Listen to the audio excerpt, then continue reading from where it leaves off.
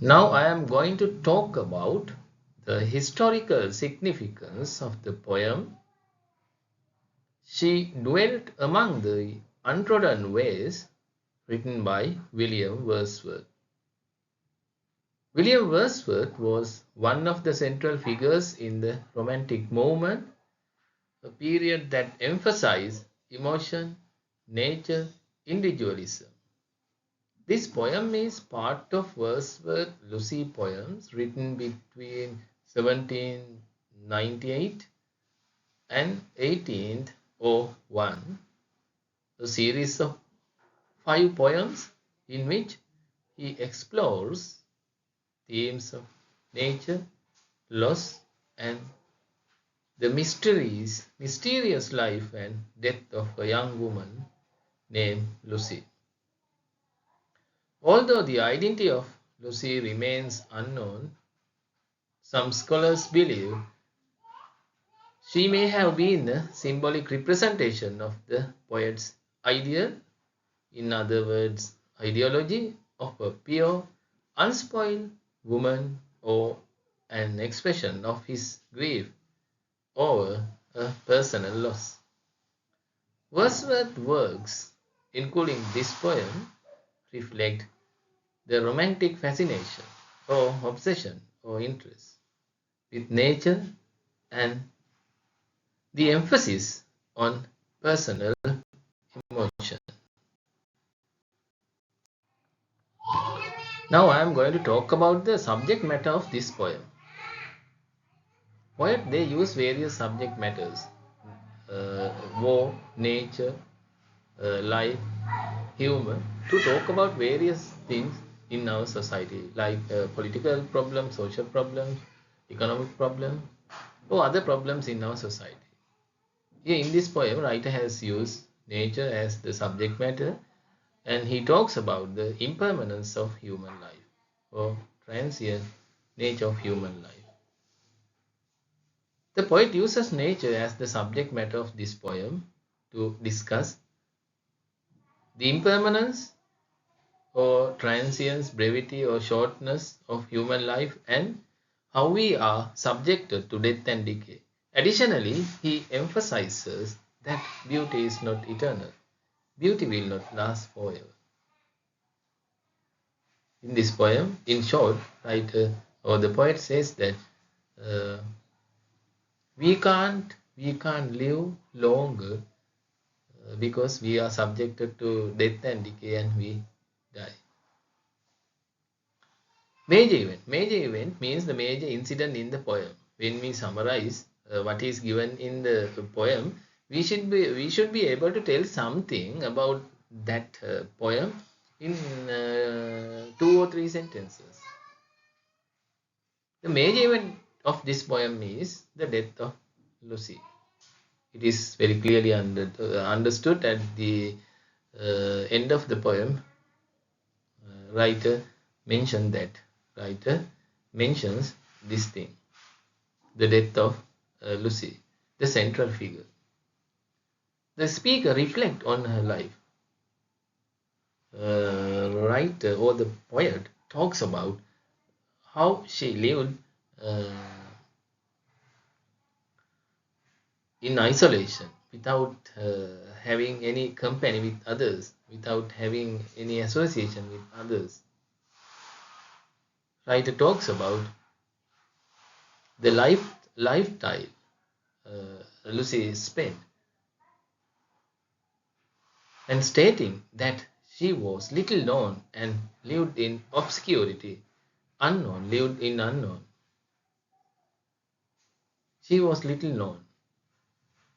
No one knows about her. Yet her death makes a profound emotional impact. And the poet comes to know that Lucy is dead. He becomes very sad. He becomes very sad. The poet expresses his emotional feelings in this poem. His sad feeling regarding the death of Lucy. The final lines of the poem underscore or emphasize how her death has altered the speaker's life significantly. That means that her death has altered the poet's life. He is very sad, but the poet, she doesn't know much about that lady Lucy, or we don't know whether he knows about that lady. However, he feels very sad after knowing the death of Lucy. Even though few others may have known, few people may have known her, may have mourned her death. After the death, few people may have mourned. So others may have not, because they are not familiar with that incident or with that lady. This is the major event in the poem. So we should be able to tell. So I have written a lot, but we should be able to tell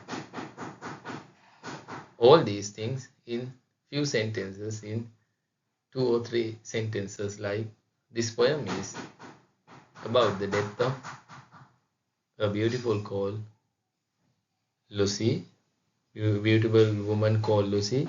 After the death of that beautiful woman, writer weeps over the death of that woman. He expresses his grief in this poem. That is the major incident. So you should be able to tell like that regarding the major incident in few sentences, just in 2 or 3 sentences. Now I am going to talk about the paraphrase. What do you mean by the paraphrase? Paraphrasing. Poems, they are written in verse forms. They are written as verses. There is a particular story behind that poem. When we tell what is given in a particular poem as a story, we call it paraphrasing. We write what is given in the poem, or we tell what is given in a poem as a story from beginning to end. So we can understand that poem very well. Right? In this poem, so I have given you the paraphrase of that poem. So you can understand the whole poem very easily if you can understand the paraphrase. Lucy lived in a remote place near Spring of Doe, that is the place where she lived, far from society, where few people noticed or loved her. She was a young woman who hardly received any praise or love from the others or from others, like a violet hidden behind a mossy stone. She was barely visible to the world. She was as beautiful as a star shining alone in the sky at night. She lived quietly and unknown, and no one really knew when she passed away. But now she is dead, and the speaker feels the immense difference. And her death or absence has caused a great impact on him personally. Lucy's life was unknown to most, and when she died, few even realized it. But her death has left a deep personal void or gap for the speaker. Void means gap. So this is the paraphrase of the poem. So one should be able to write what is given in the poem as a story, as a lengthy story. When you read this but you can understand the whole poem from beginning to end.